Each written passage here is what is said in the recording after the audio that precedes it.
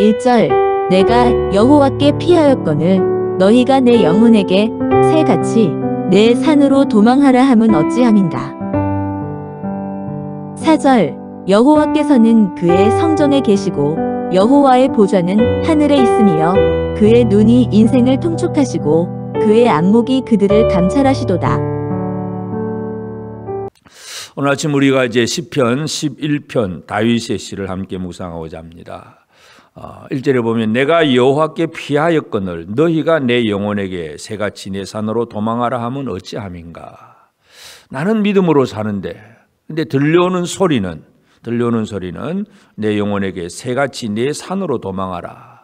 나는 하나님 앞에 피하고 믿음으로 살고 하나님 앞에 바르게 살려고 하는데 왜 산으로 도망하라 하냐. 이 이야기는 두 가지의 의미를 우리가 한번 더 살펴볼 수 있는데, 하나는 아직도 믿음이 좀 약한 친구들의 이야기, 우리를 좀 생각해 준다고, 우리를 위한다고 하지만 그것은 신앙의 소리는 분명히 아닙니다. 그러나 하여튼 우리를 돕는다고 하면서 네가 빨리 저 산에 가서 피해라 도망해라 하는 것, 이것은 우리를 위한다고 하지만 진리는 아닙니다. 또 한 가지는 아예 우리를 속이기 위해서, 유혹하기 위해서 산으로 도망하라, 그렇게 거짓된 말로 할 수도 있습니다. 하여튼 우리가 살아가는 삶에 있어서는 늘 우리는 이런 소리를 듣고 삽니다. 불신의 소리 또는 우리를 속이는 거짓말들, 이런 말들이 우리 주변에는 늘 들려오고 있는데, 이 다윗의 처지가 바로 그런 처지입니다. 나는 여호와께 피하였는데 왜 나더러 내 영혼에게 새같이 내 산으로 도망하라. 네 산으로 도망하라. 그런데 이 다윗이 분명히 아는 것은 2절에 악인이 활을 당기고 화살을 시에 먹이며 마음이 바른 자를 어두운 데서 쏘려 하는도다. 그래서 이 도망하려고 하지만 그러나 결국은 그 과정 속에서 어두운 데서 쏘는 그 화살, 그것을 맞을 수밖에 없다는 사실을 다윗은 분명히 압니다. 그래서 다윗이 여호와께 피하였다 하는 사실을 우리가 다시 한번 기억하면서 3절에 보면 터가 무너지면 의인이 무엇을 하랴. 터가 무너지면, 오늘 우리가 살아가는 삶에 있어서 우리 건물도 마찬가지고 모든 것이 이 터가 중요합니다. 터가 무너지고 터가 흔들린다, 땅이 흔들려 지진이 난다, 그러면 집이 무너질 수밖에 없습니다. 그래서 굳은 이 바른 터 위에 세워지는 것이 참 중요한데, 교회는 선지자들과 사도들의 터 위에, 말씀의 터 위에 서 있는 것이 교회입니다. 예수 그리스도가 우리의 터입니다. 그래서 이 터가 무너지면 의인이 무엇을 하랴. 다윗은 자신의 터를 어디에 두고 있느냐 하면 4절에 여호와께서는 그의 성전에 계시고 여호와의 보좌는 하늘에 있으며 그의 눈이 인생을 통촉하시고 그의 안목이 그들을 감찰하시도다. 그래서 내가 여호와께 피하였다고 했는데 그 여호와는 어디 계시냐? 성전에 계시고 여호와의 보좌는 하늘에 있다. 이 하늘의 보좌에 계신 하나님께 나는 피하고 사는데 왜 저렇게 눈에 보이는 저 산, 이 산, 저 산으로 도망하러 하느냐? 다윗의 이 말이 이런 말들입니다. 그러면서 우리는 이 다윗의 고백, 하나님께서는 그 의인을 감찰하신다 그랬습니다. 5절에도 여호와는 의인을 감찰하시고 악인과 폭력을 좋아하는 자를 마음에 미워하시도다. 하나님은 의인을 감찰하신다는 것을 이 다윗은 분명히 고백을 합니다. 사도 요한이 요한계시록에서도 하나님의 보좌를 보았을 때에 그 보좌 앞에 7 등불이 있고 7 영이 있고 이 7 영, 7 등불, 이 모든 세상을 살피시는 여호와의 눈, 이런 것들을 우리 강조를 하고 있는데, 이 감찰하신다, 이 감찰이라고 하는 단어는 바한이라고 하는 그 단어는 검사하고 조사하고 증명을 한다, 그런 의미입니다. 이렇게 테스트를 해서 뭐 작품을 만들어 놓고 잘 이제 되었는지 살펴서 좋으면 오케이 하고 합격을 내리는 것이 바로 감찰입니다. 토기장이가 질그릇으로 토기를 잘 만들어 놓고 마음에 안 들면, 감찰해서 마음에 안 들면 깨버리고, 마음에 들면 그것이 그의 작품이 됩니다. 하나님은 이 의인을 감찰하신다. 그래 결국은 이 세상 속에서 내가 아무리 이리저리 내가 뭐 살 수 있는 길을 취하고 간다고 하더라도 감찰하시는 하나님 앞에 내가 바로 서지 못하면 나는 결코 아무것도 아니다 하는 사실을 이렇게 고백을 하고 있습니다. 그래서 여호와께 피하는 것, 하나님은 분명히 감찰하신 하나님이기 때문에 그만큼 다윗은 자신의 삶에 있어서 하나님이 나를 검사하고 나를 조사를 하고 결국은 나를 증명해 주실 것이기 때문에 하나님의 앞에 증명받으면 하나님이 나를 이렇게 검사하고 조사해서 너는 의인이다 이렇게 인정을 해 주시면 이건 우리 어떠한 이 세력도 나를 건드릴 수 없다. 이러한 확신, 이것이 바로 다윗의 고백입니다. 그래서 악인에게는 6절, 악인에게는 그물을 던지시리니 불과 유황과 태우는 바람이 그들의 잔에 소득이 되리로다. 악인은 심판을 받을 수밖에 없고 7절, 여호와는 의로우사 의로운 일을 좋아하시나니 정직한 자는 그의 얼굴을 배우리로다. 결국 우리는 그 얼굴, 하나님의 얼굴을 배운다는 것, 이게 얼마나 큰 복인가 하는 것을 다윗은 노래하고 있습니다. 그래서 오늘 우리는 이 시편 11편의 내용을 보면 이처럼 다윗의 시가 언제 지어졌는지 그 배경은 잘 우리가 이해는 할 수 없지만 하여튼 그 내용을 볼 때에는 다윗과 같은 삶은 지금도 우리도 살아가는 그런 환경이기도 합니다. 늘 우리는 우리에게 들려지는 소리가 있습니다. 그래서 뭐 잘해준다고 도와준다고 하는 말인 것 같은데도 가만히 보면 그것은 신앙적인 소리가 아닐 수도 있습니다. 또는 아예 의도적으로 거짓말하는 그러한 말도 있을 수도 있고, 그래서 어떠한 말들이 우리에게 들려진다 할지라도 여호와께 피하는 자, 하늘 성전의 보좌에 계신 그 하나님 앞에 피하고 감찰하시는 하나님께서 나를 조사해서 나를 증명해 주시는 그 하나님 앞에 피한다면 결코 어떤 것도 두려워할 수 없고 두려워할 필요가 없고 하나님의 얼굴을 배우는 그런 하나님과의 관계가 온전해지는 그런 삶이라는 것을 분명히 강조합니다.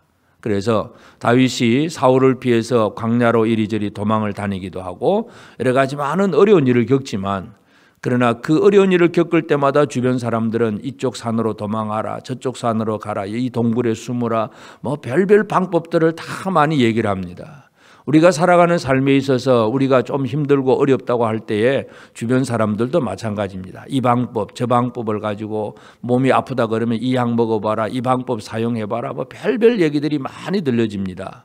그래서 그것이 좋은 의도일 수도 있고 아니면 아주 거짓말일 수도 있는데 하여튼 이러한 들려지는 그런 수많은 말들 속에서 오직 하나님께 피하고 하나님 앞에 나는 검사받겠다.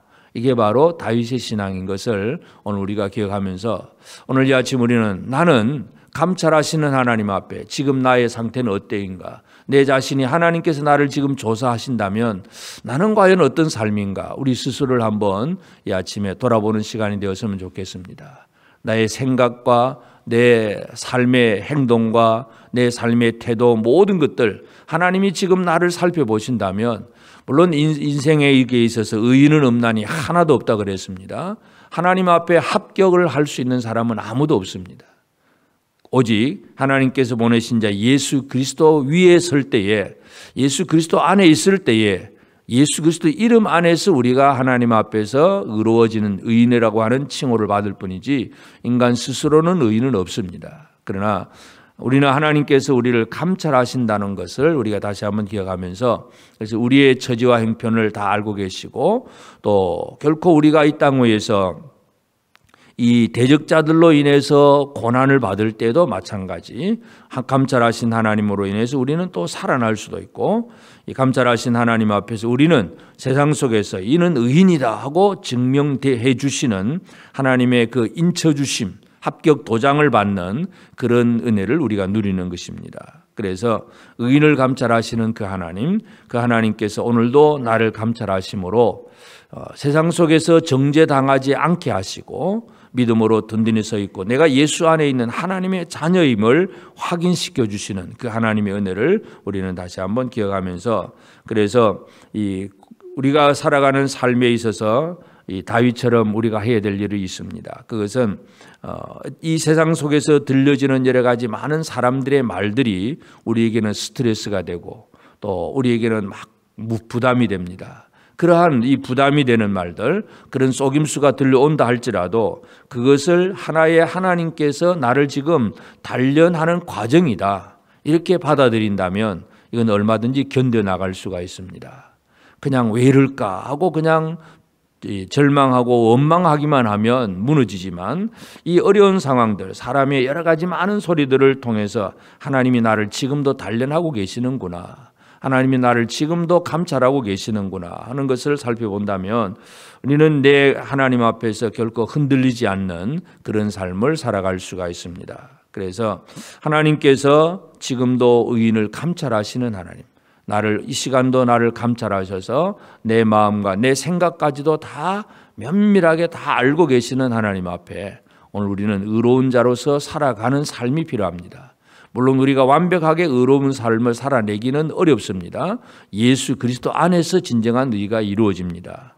하여튼 그렇다고 해서 내 마음대로 살면서 이름만 예수 부르는 것이 아니라 감찰하신 하나님 앞에서 어떻게 하든지 의인의 삶을 살아내고자 애를 쓰는 그런 오늘 우리가 되어야 되겠고, 그리고 우리의 소망은 정직한 자는 그의 얼굴을 배우리로다. 나는 하나님과 얼굴을 대면할 수 있는 그런 자로 살기를 바라는 것. 그래서 비록 이 땅에 육신의 눈으로 하나님의 얼굴을 보는 건 아니지만 영원한 하나님의 그 영광을 바라볼 수 있는 자로 나아가는 그 소망을 가지고 살아가는 것이 또 오늘 우리의 삶이 되어져야 되겠습니다. 그래서 우리는 이 다윗의 시편 11편에서 내가 여호와께 피하였거늘, 나는 믿음으로 사는데 주변에서 들려오는 많은 소리들은 항상 우리 믿음을 흔들어 놓거나 무너뜨리려고 하는 그런 이야기들이 많이 들려집니다. 그런 어려움을 우리는 이게 하나님이 나를 단련하시는 과정이구나 하는 것으로 받아들이면서 감찰하신 하나님 앞에 의로운 자로 살게 되고, 결국 우리의 소망은 하나님의 얼굴을 배우는 바로 그날이 내게 있을 것을 기다리고 준비하는 그런 지혜로운 성도로 살아가는 복된 우리 모든 성도들의 삶이 되도록 주의 이름으로 축복합니다. 함께 기도하겠습니다. 이제 오늘 받은 말씀으로 함께 기도하겠습니다. 첫째, 믿음으로 살려고 하나 믿음 없는 말, 거짓말이 많이 들립니다. 오직 의인을 감찰하시는 하나님께 나아가는 믿음을 더하여 주옵소서.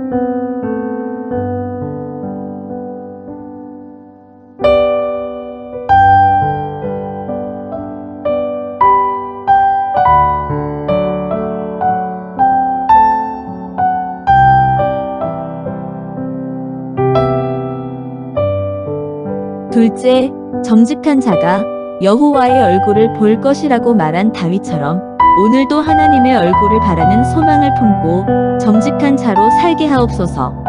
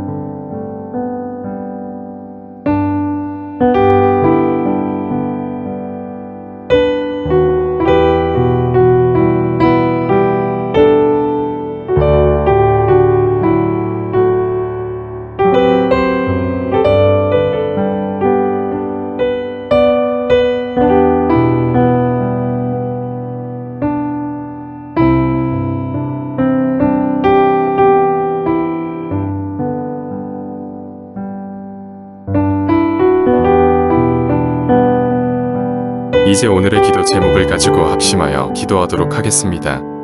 첫 번째, 하나님. 하나님이 나의 피할 곳이 되어주시니 감사합니다. 인생길에 폭우와 비바람이 쏟아지는 상황을 만날 때마다 주저없이 하나님께 피하는 삶이 되게 하소서.